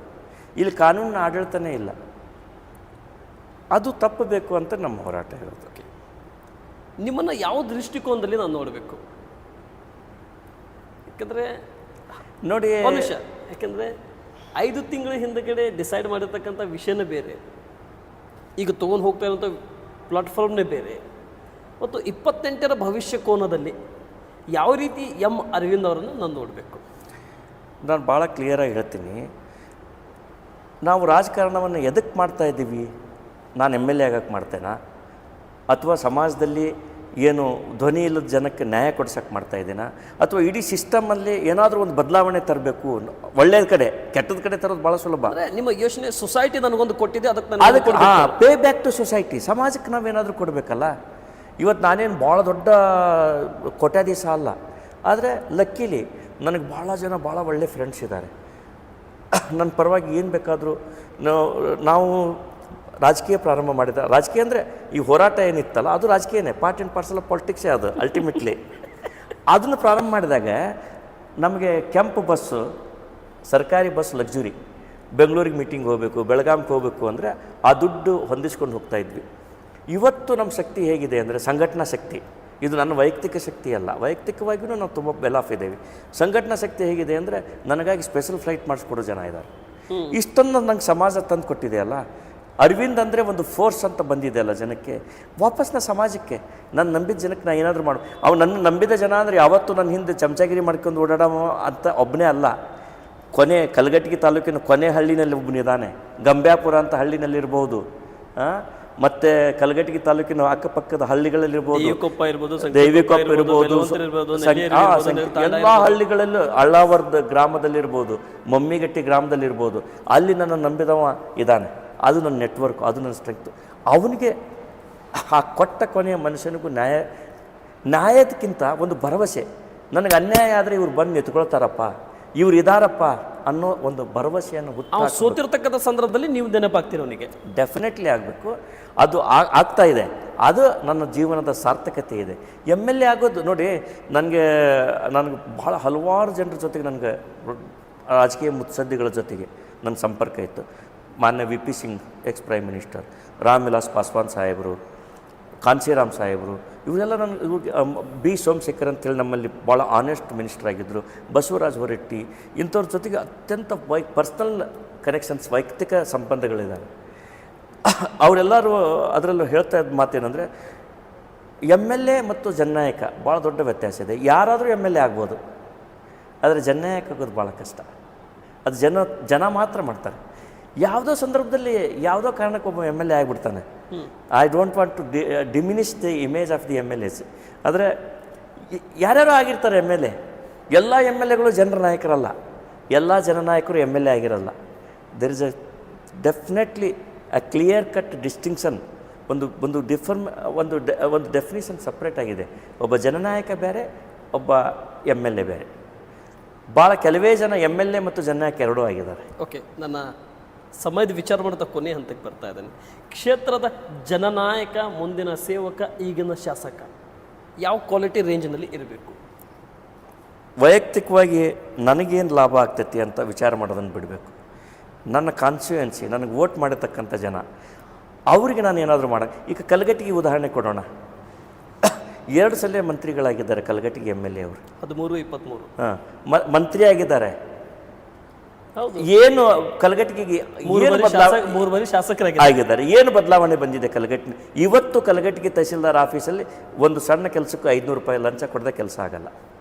ಒಬ್ಬ ಅಸಿಸ್ಟೆಂಟ್ ಎಕ್ಸಿಕ್ಯೂಟಿವ್ ಇಂಜಿನಿಯರ್ ಹೆಸ್ಕಾಮ್ನವನು ಇವ್ರ ಮಾತು ಕೇಳಲ್ಲ, ನನ್ನ ಮಾತು ಕೇಳ್ತಾನೆ. ಅಂದರೆ ಒಳ್ಳೆ ಕೆಲಸ. ಕರೆಂಟ್ ನೀನು ತೆಗಿತೀಯಾ, ನೀನು ತಪ್ಪು ಅಂತ ಹೇಳಿದರೆ ನಾನು MLA PAಗಳಿಗೆ, ಅದು MLAಗಳು ಫೋನಲ್ಲೇ ಸಿಗಲ್ಲ. MLA PAಗಳೇ ಅಲ್ಲಿ MLAಗಳು ಕಲಘಟಗಿನಲ್ಲಿ. ಸೊ ಅವ್ರು ಫೋನ್ ಮಾಡಿ ಹೇಳಿದ್ರು, ಸರ್ ಏನು ಮಾಡೋಣ ಸರ್, ನಮ್ಮ ಮಾತು ಕೇಳಲ್ಲ ಅಂತ ಹೇಳ್ತಾರೆ ನನಗೆ. ಸೊ ಇಂಥ ಪರಿಸ್ಥಿತಿಯಲ್ಲಿ ಯಾಕಪ್ಪ MLA ಆಗ್ತೀರಿ ನೀವು? ಹೌದು ತಾನೆ? ಅದಕ್ಕೆ ಮುಂದಿನ MLA, ನಾನು ಈಗಿನ MLAಗಳಿಗೆ ಏನೂ ಹೇಳಲ್ಲ. ಅವರು ಏನಂಗ MLA ಆಗಿಬಿಟ್ಟಾರೆ. ಅಂತಿಮವಾಗಿ ಜನ ಈಗ ಅವ್ರವ್ರು ಯಾರ್ಯಾರು MLA ಆಗಿದ್ದಾರೆ, ಅವ್ರವ್ರ ಭಾವಕ್ಕೆ, ಅವರ ಭಕ್ತಿಗೆ ತಕ್ಕಂತೆ ನಾನು ಏನು ಹೇಳಲ್ಲ. ಅವರು ಆತ್ಮಸಾಕ್ಷಿಯಾಗಿ ಆತ್ಮ ಮುಟ್ಕೊಂಡು ಯೋಚನೆ ಮಾಡಲಿ, ನಾ MLA ಆಗಿ ನ್ಯಾಯವನ್ನು ಸಲ್ಲಿಸಿದ್ದೇನಾ, ಜನಕ್ಕೆ ನ್ಯಾಯ ಸಲ್ಲಿಸಿದ್ದೇನಾ ಅಂತ ಅವರೇ ಯೋಚನೆ ಮಾಡಲಿ. ಕೊನೆಗೆ ನಾನು ಮಾತು ಹೇಳೋದು ಅಂದರೆ, ಜನ ವೋಟರ್ಸ್ ಏನಿದಾರಲ್ಲ ಅವರೇ ಇನ್ನೂ ಸ್ವಲ್ಪ ಯೋಚನೆ ಮಾಡಿ ಒಳ್ಳೆಯವ್ರನ್ನ MLA ಮಾಡಬೇಕು. ಯಾರು ನಮ್ಮ ಕೈಗೆ ಸಿಗ್ತಾರೆ, ಯಾರು ನ್ಯಾಯಪರವಾಗಿ, ಬಡವರ ಪರವಾಗಿ, ನ್ಯಾಯದ ಪರ ನಿಲ್ತಾರೆ ಅಂಥವ್ರಿಗೆ ವೋಟ್ ಹಾಕಬೇಕು. ಅಟ್ಲೀಸ್ಟ್ 2028 ಇಂಥ ಕೆಲಸ ಮಾಡಲಿ ಜನ. ಅರವಿಂದ್ ಅವರ ಭವಿಷ್ಯ 23ರಲ್ಲಿ ನೋಡಿರ್ತಕ್ಕಂಥ ವಿಶ್ವಾಸ 28ಕ್ಕೆ ಏನು ಕಾಣಬಹುದು ಕೊನೆಯ ಒಂದು ಕಂಟೆಂಟ್ನಲ್ಲಿ? 2023ಕ್ಕೆ 28 ಅಲ್ಲ, 2023 ಎಲೆಕ್ಷನ್ನಲ್ಲಿ ನನಗೆ ಒಂದು ದೊಡ್ಡ ಅನುಭವ ಆಗಿದೆ. 2028 ಎಲೆಕ್ಷನ್ ನಾನು 100% ಗೆಲ್ತೇನೆ ಸರ್. 100% ಗೆಲ್ತೇನೆ 28ಕ್ಕೆ. ಆಲ್ರೆಡಿ ಆ ಕ್ಷೇತ್ರದಲ್ಲಿ ಆಗಿರಲಿ ಅಥವಾ ಇನ್ನಿತರ ಕ್ಷೇತ್ರದಲ್ಲಿ ಆಗಿರಲಿ ಅಥವಾ ಡಿಲಿಮಿಟೇಷನ್ ಆದರೆ ಆಗಲಿಕ್ಕೂ ಇದೆ. ಏನು ಪ್ರಿಪೇರ್ಡ್ ಮಾಡಿಕೊಂಡ್ರಿ? ಜನ ನಿಮ್ಮನ್ನೇ ಯಾಕೆ ನೋಡಬೇಕು, ನಿಮ್ಮನ್ನು ಯಾಕೆ ಕಾಣಬೇಕು, ನಿಮ್ಮ ದೂರದೃಷ್ಟಿ ಏನು? ಆ ಕ್ಷೇತ್ರದ ಎಂಟೈರ್ ಧಾರವಾಡ ಲೋಕಸಭಾ ಕ್ಷೇತ್ರ ವ್ಯಾಪ್ತಿಯಲ್ಲಿ ಬರುವಂಥ 8 ವಿಧಾನಸಭಾ ಕ್ಷೇತ್ರ, ಶಿಗ್ಗಾಂವಿ ವಿಧಾನಸಭಾ ಕ್ಷೇತ್ರ ಇನ್ಕ್ಲೂಡಿಂಗ್ ಆಗಿ ಒಂದು ವಿಷಯ. ಇದನ್ನು ಬಿಟ್ಟರೆ 7 ವಿಧಾನಸಭಾ ಕ್ಷೇತ್ರದಲ್ಲಿ ನಿಮ್ಮ ಪ್ರಿಪರೇಷನ್, ನಿಮ್ಮ ಅಜೆಂಡಾ, ನಿಮ್ಮ ಅಡ್ವಾನ್ಸ್ ಬ್ಲೂ ಪ್ರಿಂಟ್ ಏನಾಗಿರಬಹುದು ಕೇಳಬಹುದಾ? 2023 ನನ್ನ ಎಲೆಕ್ಷನ್ನಲ್ಲಿ ನಾನು ನನ್ನ ಮ್ಯಾನಿಫೆಸ್ಟೋನಲ್ಲಿ ಭಾಳ ಕ್ಲಿಯರಾಗಿ ನನ್ನ ವಿಷನ್ ಹೇಳಿದ್ದೀನಿ. ಅದು ಏನಂದರೆ 3 ಕ್ಷೇತ್ರಗಳಲ್ಲಿ ನಾನು ಭಾಳ ಗಂಭೀರವಾಗಿ ಯೋಚನೆ ಮಾಡ್ತೀನಿ. ಒಂದು ಶಿಕ್ಷಣ. ಎಲ್ಲ ಜನರಿಗೂ ಶಿಕ್ಷಣದ ಹಕ್ಕಿದೆ. ಕೇವಲ ಹಣ ಇದ್ದವ್ರು ಮಾತ್ರ ಶಿಕ್ಷಣ ಪಡೆಯೋದಲ್ಲ. ಅಂದರೆ ಶಿಕ್ಷಣದ ಹಕ್ಕು ಎಲ್ಲರಿಗೂ ಸಿಗಬೇಕು, ಒಳ್ಳೆಯ ಶಿಕ್ಷಣ ಸಿಗಬೇಕು. ಅಂದರೆ ಸರ್ಕಾರಿ ಶಾಲೆಗಳು ಅವುಗಳ ಗುಣಮಟ್ಟ ಹೆಚ್ಚಿಸಬೇಕು. ಅದು MLAಗೆ ಸಾಧ್ಯ ಇದೆ, MLAನೇ ಮಾಡಬೇಕು, ಬೇರೆಯವ್ರ ಕಡೆಯಿಂದ ಸಾಧ್ಯ ಇಲ್ಲ. ಸೊ ಅದನ್ನು ನಾನು ಮಾಡ್ತೀನಿ. ಎಲ್ಲರಿಗೂ ಒಳ್ಳೆಯ ಆರೋಗ್ಯ ಸೇವೆ ಸಿಗಬೇಕು. ಏನಾಗಿದೆ ಸರ್ಕಾರಿ ಹಾಸ್ಪಿಟ್ಲ್ಗಳ ಪರಿಸ್ಥಿತಿ ನೋಡಿದ್ದೀರಾ? ನಾವಲ್ಲ, ನಮ್ಮ ನಾಯಿಗಳನ್ನು, ನಮ್ಮ ಸಾಕು ಪ್ರಾಣಿಗಳನ್ನು ಸಹ ಅಲ್ಲಿ ಕರ್ಕೊಂಡು ಹೋಗಿ ಭಯ ಆಗ್ತೈತಿ. ಹೌದು. ಸೊ ಇದು ಬದಲಾವಣೆ ಆಗಬೇಕಲ್ಲ. ಎಷ್ಟು ದುಡ್ಡು ಒಂದು ಆರೋಗ್ಯ ಕ್ಷೇತ್ರಕ್ಕೆ ಕಳೀತಾ ಇದೆ ಸರ್ಕಾರ, ಎಲ್ಲಿ ಹೋಗ್ತಾ ಇದೆ ಹಣ? MLAಗೆ ಗೊತ್ತಿಲ್ವಾ? ಎಲ್ಲ MLAಗೂ ಎಲ್ಲ ಗೊತ್ತಿದೆ, ಯಾಕೆ ಸುಮ್ಮನೆ ಇದ್ದಾರೆ? ಆಯಿತು, ಕಲಘಟಗಿ ಕ್ಷೇತ್ರದಲ್ಲಿ ಪ್ರತಿ ಹಳ್ಳಿಗಳಲ್ಲೂ ಅದು ಅನಧಿಕೃತ ಬಾರ್ ಆ್ಯಂಡ್ ರೆಸ್ಟೋರೆಂಟ್ ನಡೀತಾ ಇದ್ದಾವೆ. ಮಾನ್ಯ ಜಿಲ್ಲಾ ಮಂತ್ರಿಗಳು KDP ಮೀಟಿಂಗಲ್ಲಿ ಆವಾಜ್ ಹಾಕ್ತಾರೆ, ಬಂದ್ ಮಾಡ್ತಕ್ಕಸ್ತು. ತಮ್ಮ ಕ್ಷೇತ್ರದಲ್ಲಿ ಯಾರ್ಯಾರನ್ನ ಹಚ್ಚಿ ಇವ್ರು ಕೆಲಸ ಮಾಡಿಸ್ತಾ ಇದ್ದಾರೆ ನನಗೂ ಗೊತ್ತಿದೆ, ಅವ್ರಿಗೂ ಗೊತ್ತಿದೆ. ಹೌದು, ಇದು ನಿಲ್ಲಬೇಕು ತಾನೆ. ಇದಕ್ಕೆ ಆತ್ಮವಂಚನೆ ಅಂತ ಹೇಳೋದು ನಾನು. ಈ ಆತ್ಮವಂಚನೆ ಅದರಲ್ಲಿ ಇನ್ನೊಂದು ಹೇಳಿಲ್ಲ, ಅಡ್ವಾನ್ಸ್ ರಮ್ಮಿನೂ ಕೂಡ ನಡೀತಾ ಇದೆ. ಅಲ್ಲ, ಬಹಳಷ್ಟು ನಡೀತಾ ಇದೆ, ನನಗೂ ಗೊತ್ತಿದೆ ಅದು. ಅದಕ್ಕೆ ಈ ಆರೋಗ್ಯ, ಶಿಕ್ಷಣ ಮತ್ತು ಕಾನೂನಿನ ಆಡಳಿತ ಇದು ನಡೀಬೇಕು. ಇದು ಮಾತ್ರ ನನ್ನ ಗುರಿ. ಇದು ಒಂದು ಸರಿ ನೋಡಿ, ಒಂದು ಕಡೆ ಸ್ಟಾರ್ಟ್ ಆಗ್ತದ್ರೆ ಇದು ಜನ ತಮ್ಮಿಂದ ತಾವೇ ಆ MLA ಮಾಡ್ತಾಯಿದ್ರೆ ಈ MLA ಯಾಕೆ ಮಾಡ್ತಾಯಿಲ್ಲ ಅಂತ ಕೇಳ್ತಾರೆ. ಇದು ಅಮೂಲಾಗ್ರ ಬದಲಾವಣೆ, ಸಮಗ್ರ ಬದಲಾವಣೆ ತರುತ್ತೆ. ನಾನು ಒಬ್ಬನ ಯೋಚನೆಯಿಂದ ಇದು ಸಾಧ್ಯ ಇಲ್ಲ. But leader should think first.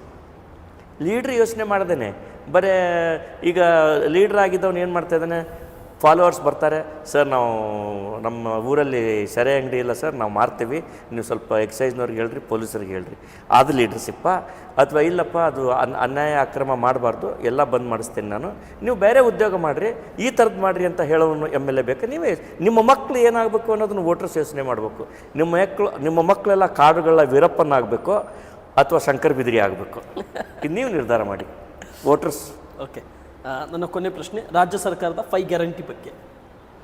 ಈ 5 ಗ್ಯಾರಂಟಿ, ಗೃಹಲಕ್ಷ್ಮಿ, ಗೃಹ ಜ್ಯೋತಿ, ಅನ್ನಭಾಗ್ಯ, ಯುವ ನಿಧಿ, ಸ್ಕೈ ಫಂಡ್, ಈ 5 ಗ್ಯಾರಂಟಿಯಿಂದ ಕ್ಷೇತ್ರದಲ್ಲಿ ಜನರ ತೃಪ್ತಿದಾರ ಅಂತೃಪ್ತಿಯಾಗಿದ್ದಾರೆ ಸರ್? ನಾನು ನಿಮ್ಮನ್ನು ಕೇಳ್ತಾ ನೋಡಿ, ರಾಜ್ಯ ಸರ್ಕಾರ ಆಗಲಿ, ಕೇಂದ್ರ ಸರ್ಕಾರ ಆಗಲಿ, ಯಾವುದೇ ಸರ್ಕಾರ ಆಗಿರಲಿ, ಅದು ಮಾರ್ವಾಡಿ ಅಂಗಡಿ ಅಲ್ಲ.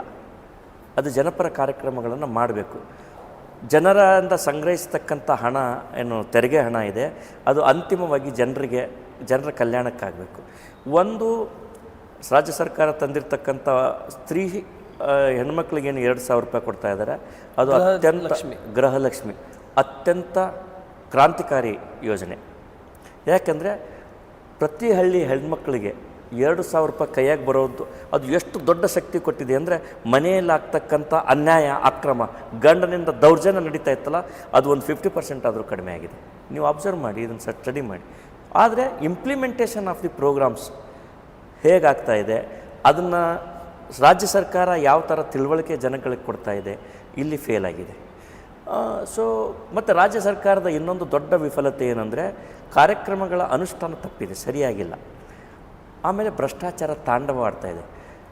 ನಾನು ಸಿದ್ದರಾಮಯ್ಯನವರ ಸರ್ಕಾರ ಇಷ್ಟೊಂದು ಕರಪ್ಟ್ ಆಗಿದೆ ಅಂಥೇಳಿ ನಾನು ತಿಳ್ಕೊಂಡಿದ್ದು ಭಾಳ ನನಗೆ ಇಷ್ಟು ಬೇಜಾರಾಗಿದೆ ಅಂದರೆ, ಯಾಕೆ ಸಿದ್ದರಾಮಯ್ಯನವರು ಇಷ್ಟು ಕರಪ್ಟ್ ಆಗಿಬಿಟ್ಟಿದೆ ಸರ್ಕಾರ? ಸಿದ್ದರಾಮಯ್ಯನವ್ರ ಸರ್ಕಾರ ಅಲ್ಲ ಇದು ಮತ್ತೆ ವ್ಯಾಪಾರಿಗಳ ಸರ್ಕಾರ ಆಗಿದೆ. ಸೊ ಇದೇನಾಗ್ಬಿಟ್ಟಿದೆ ಅಂದರೆ, 1000 ಒಳ್ಳೆ ಕೆಲಸನ ಮಸಿ ಒಂದ್ಸಲ ಬಿತ್ತು ಕೆಡಿಸ್ಬಿಡ್ತೈತಲ್ಲ, ಹಾಗೆ ಸಿದ್ದರಾಮಯ್ಯನವರು ಮಾಡಿರ್ತಕ್ಕಂಥ ಈ 5 ಪಂಚ ಗ್ಯಾರಂಟಿಗಳ ಒಳ್ಳೆ ಕೆಲಸಗಳು ರಾಜ್ಯ ಸರ್ಕಾರದ ಭ್ರಷ್ಟಾಚಾರ ನುಂಗಿ ಹಾಕಿಬಿಟ್ಟಿದೆ. ಸೊ ಅದಕ್ಕೆ ಸಿದ್ದರಾಮಯ್ಯನವರು ಬೆಲೆ ತರಬೇಕಾಗ್ತೈತಿ. Okay, thank you sir. ಕೊನೆಯದಾಗಿ ನಮ್ಮ news 43 India, connect India media networking group ಮುಖಾಂತರ ನಾವು ನಡೆಸ್ತಾ ಇರೋಂಥ ಕೆಲವೊಂದಿಷ್ಟು ವಿಷಯಗಳ ಬಗ್ಗೆ, ಗ್ರೌಂಡ್ ರಿಪೋರ್ಟಿಂಗ್ ವಿಷಯದಲ್ಲಿ ಕೊನೆಯದಾಗಿ ನೀವು ಅಂದ್ಕೊಂಡಿರ್ತಕ್ಕಂಥ, ನೀವು ತಿರುಗಾಡಿರ್ತಕ್ಕಂಥ, ನೀವು ಕಂಡಿರ್ತಕ್ಕಂಥ, ನೀವು ನೋಡಿರ್ತಕ್ಕಂಥ, ನೀವು ಅನುಭವಿಸಿರ್ತಕ್ಕಂಥ ಕ್ಷೇತ್ರದ ಎಲ್ಲ ಮತದ ಬಾಂಧವರಿಗೆ ಮತ್ತು ಈ ರಾಜ್ಯದ 224 ವಿಧಾನಸಭಾ ಕ್ಷೇತ್ರ, 28 ಲೋಕಸಭಾ ಕ್ಷೇತ್ರ, 75 ವಿಧಾನ ಪರಿಷತ್ ಕ್ಷೇತ್ರದಲ್ಲಿ ಇದ್ದಿರ್ತಕ್ಕಂಥ ಗ್ರಾಮೀಣ ಮತ್ತು ಸಿಟಿ ಭಾಗದ ಮತದಾರರಿಗೆ ನ್ಯೂಸ್ 43 ಇಂಡಿಯಾ ಮುಖಾಂತರ ಒಂದು ಮೆಸೇಜ್ ಕೊಡೋದಾದರೆ, ಜನಜಾಗೃತಿ ಮೆಸೇಜ್ ಕೊಡೋದಾದರೆ, ಆ ಮೆಸೇಜ್ ಏನು ಕೊಡಲಿಕ್ಕೆ ಇಷ್ಟಪಡ್ತಾರೆ ಸರ್? ನಿಮ್ಮ ಜನನಾಯಕ, ನಿಮ್ಮ ನಾಯಕ, ನಿಮ್ಮ MLA ಯಾರಾಗಿರಬೇಕು ಅನ್ನೋದನ್ನು ಜಾತಿ ಮತ ಪಂಥ ನಿರ್ಧಾರ ಮಾಡಬೇಡ್ರಿ. ಅವನ ಯೋಗ್ಯತೆ, ಅವನ ಪ್ರಾಮಾಣಿಕತೆ ಮತ್ತು ಅವನ ಕನ್ವಿಕ್ಷನ್, ಜನರ ಬಗ್ಗೆ ಅವನಿಗೆ ಎಷ್ಟು ಮಿಡಿತಾ ಇದೆ ಅನ್ನೋದನ್ನು ತಿಳಿದುಕೊಂಡು ನಿಮ್ಮ ಜೊತೆಗೆ ನಿಲ್ಲೋರಿಗೆ ಮಾತ್ರ MLA ಮಾಡಿರಿ. ಅದು ಮಾತ್ರ ಬಾಬಾ ಸಾಹೇಬ್ ಅಂಬೇಡ್ಕರ್ ಹೇಳಿದ ಒಂದು ಮಾತು ನೆನಪಿಟ್ಕೊಳ್ರಿ, ನಿಮ್ಮ ಉದ್ಧಾರ ಯಾವ ಸ್ವಾಮಿಗಳಿಂದ, ಯಾವ MLA ಇಂದ, ಯಾವ ಮಂತ್ರಿಗಳಿಂದ ಆಗಲ್ಲ. ನಿಮ್ಮ ಉದ್ಧಾರ ನಿಮ್ಮಿಂದನೇ ಸಾಧ್ಯ ಐತಿ. ನಿಮ್ಮದು ಒಂದು ಓಟ್ ಇದೆಯಲ್ಲ, ಆ ಓಟ್ ಭಾಳ ಮುಖ್ಯ. ನನಗೂ ಒಂದೇ ಓಟಿದೆ, ನಿಮಗೂ ಒಂದೇ ಓಟಿದೆ, ಪ್ರಧಾನಮಂತ್ರಿಗೂ ಒಂದೇ ಓಟಿದೆ. ನಾಳೆ ಕೌಂಟ್ ಮಾಡಬೇಕಾದ್ರೆ ಇದು ಪ್ರಧಾನಮಂತ್ರಿ ಓಟು, ಇದಕ್ಕೆ 1000 ವ್ಯಾಲ್ಯೂಯೇಷನ್ನು, ಇದು ಬಸಪ್ಪನ ಓಟು, ಇದಕ್ಕೆ 1 ವ್ಯಾಲ್ಯೂಯೇಷನ್ ಅಂತಿಲ್ಲ. ನಿಮ್ಮ ಓಟು ಭಾಳ ಶಕ್ತಿಯುತ ಆಯುಧ. ಅದನ್ನು ದಯವಿಟ್ಟು ಹಾಳು ಮಾಡಬೇಡ್ರಿ. ಅದನ್ನು ಯಾವುದೇ ಆಮಿಷಕ್ಕೆ ಒಳಗಾಗದೇ ನಿರ್ಭೀತವಾಗಿ ಚಲಾಯಿಸಿ ಒಳ್ಳೆಯ ವ್ಯಕ್ತಿಯನ್ನು MLA ಮಾಡಿರಿ. ನೀವು ನನಗೆ ಮತ ಹಾಕಿರಿ, ನನ್ನ ಪಕ್ಷಕ್ಕೆ ಮತ ಹಾಕಿರಿ ಅಂತ ನಾನು ಎಂದೂ ಕೇಳಿಲ್ಲ. ನಿಮ್ಮ ಮತ ಯೋಗ್ಯ ವ್ಯಕ್ತಿಗೆ. ನೀವು ಹೇಗೆ ನಿಮ್ಮ ಮನೆಯ ಮಗಳನ್ನು ಮದುವೆ ಮಾಡಿಕೊಡ್ಬೇಕಾದ್ರೆ ಒಳ್ಳೆಯ ಯೋಗ್ಯ ವರನ ಹುಡುಕ್ತಿರೋ ಹಾಗೆ ನೀವು ಒಳ್ಳೆಯ ಯೋಗ್ಯ ಅಭ್ಯರ್ಥಿಗೆ ನಿಮ್ಮ ಮತ ಹಾಕಿ. ಅದು ಮಾತ್ರ ನಿಮ್ಮ ಮತ ಏನಿದೆಯಲ್ಲ ಅದು ಕೇವಲ ನಿಮಗಾಗಿ ಅಲ್ಲ, ನಿಮ್ಮ ಮಕ್ಕಳ ಭವಿಷ್ಯಕ್ಕಾಗಿ. ಅದನ್ನು ಯೋಚನೆ ಮಾಡಿ ಮತ ಚಲಾಯಿಸಿ. ಓಕೆ, ಥ್ಯಾಂಕ್ ಯು ಸರ್, ತುಂಬ ಧನ್ಯವಾದಗಳು. ಇಷ್ಟೊತ್ತುವರೆಗೆ news 43 India, connect India media networking group ಮುಖಾಂತರ ಸುಮಾರು ಹೊತ್ತಿನ ಸಮಯದಲ್ಲಿ ನಿಮ್ಮ ಒಂದು ಪ್ರೈವೇಟ್ ಸಂದರ್ಭದಲ್ಲಿ ನ್ಯೂಸ್ 43 ಇಂಡಿಯಾಗೆ ಅವಕಾಶ ಮಾಡಿಕೊಟ್ಟಿದ್ದಕ್ಕೆ ತುಂಬ ಆಭಾರಿ, ಚಿರಋಣಿಯಾಗಿರ್ತೇನೆ. ಮತ್ತು ನಿಮ್ಮ ವಿಚಾರ, ನಿಮ್ಮ ಯೋಚನೆ, ನಿಮ್ಮ ಆಲೋಚನೆ, ನಿಮ್ಮ ವಿಶ್ವಾಸ, ಕ್ಷೇತ್ರಕ್ಕಾಗಿ ಜನರ ಧ್ವನಿ ಮತ್ತು ಅಸಹಾಯಕರ ಧ್ವನಿಯಾಗಿದ್ದ ಧ್ವನಿ ಎತ್ತುವಂಥ ಕೆಲಸ ಕಾರ್ಯಗಳನ್ನು ಮಾಡುತ್ತಾ ಇಲ್ಲಿವರೆಗೆ ತಲುಪಿರತಕ್ಕಂಥ ವಿಷಯಗಳಲ್ಲಿ ನ್ಯೂಸ್ 43 ಇಂಡಿಯಾ ಮುಖಾಂತರ ಅನೇಕ ವಿಚಾರಗಳನ್ನು ಚರ್ಚೆ ಮಾಡುತ್ತಾ ಮತ್ತು ವಿಷಯಕ್ಕೆ ಅವಕಾಶ ಮಾಡಿಕೊಟ್ಟಿರ್ತಕ್ಕಂಥ ಈ ಸಂದರ್ಭದಲ್ಲಿ ತುಂಬ ಧನ್ಯವಾದಗಳು. ನಮಸ್ತೆ, ಜೈ ಹಿಂದ್ ಸರ್. ತಮಗೂ ಧನ್ಯವಾದಗಳು. ತಾವು ಮಾಡ್ತಕ್ಕಂಥ ಈ ಅಭಿಯಾನ ಏನಿದೆಯಲ್ಲ, ಜನಜಾಗೃತಿ, ಇನ್ನು ಮುಂದುವರಿಸಿ. ಇದಕ್ಕೆ ಜನಗಳು ಸಹ ನಿಮ್ಮಿಂದ ಜನಗಳಿಗೆ ಒಂದು ಈ ಜ್ಞಾನ ಬರಲಿ ಅಂಥೇಳಿ, ಹೆಚ್ಚಿನ ಜ್ಞಾನ ಬರಲಿ ಅಂಥೇಳಿ ಆಶಯಿಸ್ತೇನೆ. Thank you. ನಮಸ್ತೆ.